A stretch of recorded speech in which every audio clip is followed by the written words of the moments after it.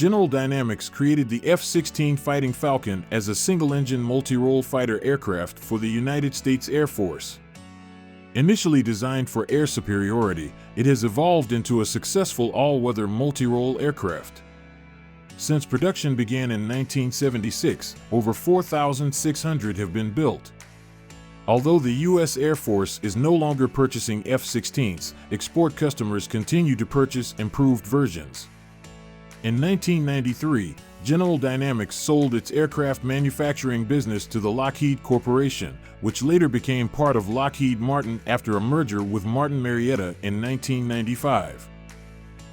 The F-16 Fighting Falcon has many distinctive features, such as a frameless bubble canopy for optimal visibility, side-mounted control stick for easy maneuvering, and an ejection seat reclined 30 degrees from vertical to reduce the effect of G-forces on the pilot. It was the first aircraft to use a relaxed static stability / fly-by-wire flight control system, making it extremely agile. Furthermore, the F-16 has an internal M61 Vulcan cannon and 11 locations for mounting weapons and other mission equipment. Referred to as the Fighting Falcon, the aircraft has also been nicknamed the Viper due to its resemblance to a viper snake, as well as the fictional colonial Viper starfighter from the TV show Battlestar Galactica. The F-16 jet is a versatile aircraft used by the U.S. Air Force, Air Force Reserve Command, Air National Guard, Thunderbirds demonstration team, and U.S. Navy as an adversary. Since 2015, it has been the world's most widely used fixed-wing military aircraft, with 25 countries procuring it for their air forces. Number 5. Lightweight Fighter Program. The Vietnam War highlighted the need for air dominance fighters and improved air-to-air training for fighter pilots. Motivated by his experience in the Korean War and as a fighter tactics instructor in the 1960s, Colonel John Boyd and mathematician Thomas Christie created the energy maneuverability theory to evaluate fighter aircraft performance in combat. Boyd's work advocated for a lightweight, nimble aircraft with a higher thrust-to-weight ratio. By the late 1960s, Boyd had gathered a team of innovators who were termed the Fighter Mafia, and in 1969, they were able to acquire Department of Defense funding for General Dynamics and Northrop to analyze design concepts based on the theory. Air Force FX proponents were initially against the concept as they saw it as a possible threat to the F-15 program. However, the USAF leadership recognized that their budget would not be enough to acquire the necessary amount of F-15 aircraft to fulfill their different missions. Deputy Secretary of Defense David Packard, who held a reformist attitude, provided political support to the Advanced Day Fighter notion, which was then renamed FXX. As a result, the Air Force Prototype Study Group was established in May 1971, with Boyd being a key member. The group proposed 2 projects to be funded, one of which was the lightweight fighter. In January 1972, the request for proposals specified a 20,000-pound class air-to-air day fighter that was able to maneuver well, accelerate quickly, and had a good range. It was further optimized for combat at speeds ranging from Mach 0.6 to 1.6 and altitudes between 30,000 and 40,000 feet. This region was where the USAF predicted most air combat would occur in the future. The expected cost for a production version was estimated to be around $3 million. However, this plan was only hypothetical as the USAF had no definite plans to purchase the winning design. Number 4. Selection of finalists and fly-off. 5 companies responded to the Air Staff's call for a follow-on prototype development and testing phase in 1972. In the end, General Dynamics Model 401 and Northrop's P600 were selected, with contracts worth $37.9 million and $39.8 million respectively. The first flights of the prototypes were planned for early 1974. The Fighter Mafia and other proponents of the lightweight fighter concept advocated for a high/low mix of fighters, with the F-15 as the high-cost and the LWF as the low-cost option, allowing the Air Force to afford enough fighters for its overall force structure requirements. By the time of the prototype's fly-off, the idea of a complementary force mix had gained broad acceptance. Led by Robert H. Widmer, a team of General Dynamics engineers developed the YF-16. On December 13, 1973, the first YF-16 was rolled out. On January 20, 1974, the aircraft unexpectedly took flight during a high-speed taxi test, with pilot Phil Estridger safely landing 6 minutes later. The official maiden flight of the YF-16 occurred on February 2, 1974, at the Air Force Flight Test Center in Edwards, AFB, California. On February 5, 1974, the YF-16 achieved its first supersonic flight, and the second prototype flew on May 9, 1974. The YF-17 prototypes made their first flights on June 9 and August 21, 1974. During the fly-off, the YF-16s flew a total of 330 sorties for 417 hours, whereas the YF-17s flew 288 sorties, with 345 hours of flight. Number 3. Improvements and upgrades. Augmentation of pitch control was implemented during production to prevent deep stalls at high angles of attack. Initially disregarded, the issue was brought up again after Langley Research Center conducted model tests on the YF-16, which showed the possibility of a problem. However, it was not detected during YF-16 flight tests, and it wasn't until FSD aircraft tests that the issue was exposed. Consequently, the area of the horizontal stabilizer was increased by 25% on Block 15 aircraft in 1981 and retrofitted on earlier models. Additionally, a manual override switch to deactivate the horizontal stabilizer flight limiter was placed on the control console, allowing the pilot to regain control of the stabilizers and recover. The MSIP program implemented in the 1980s upgraded the F-16 aircraft in 3 stages, reducing risks and costs, while increasing the aircraft's capability. This included a larger horizontal tail, which lowered the risk of deep stalls, improved stability, and allowed for faster takeoff rotation. More recently, the USAF has allocated $2.8 billion to upgrade 350 F-16s with improvements such as auto-GCAS to reduce the occurrences of controlled flight into terrain. Additionally, onboard power and cooling capacities limit the scope of upgrade possibilities, usually involving the addition of more power-demanding avionics. Lockheed Martin won several contracts to upgrade F-16s for foreign operators. Although BAE Systems also offered various F-16 enhancements, and orders were received from South Korea, Oman, Turkey, and the U.S. Air National Guard, BAE was unable to secure the South Korean contract due to a price breach in November 2014.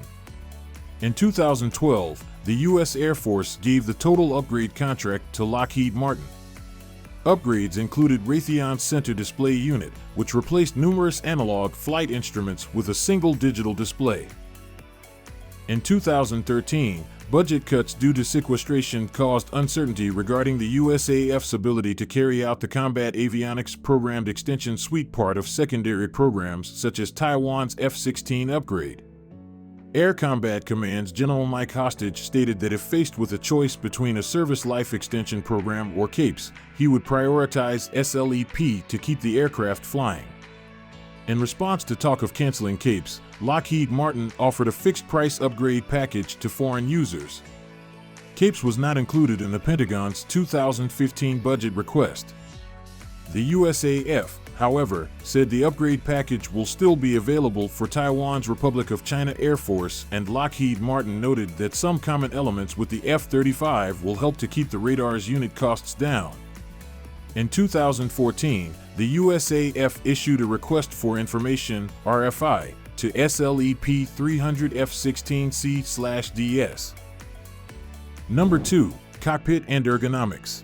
The F-16 cockpit offers exceptional visibility with the single-piece, bird-proof polycarbonate bubble canopy providing 360 degrees all-round vision.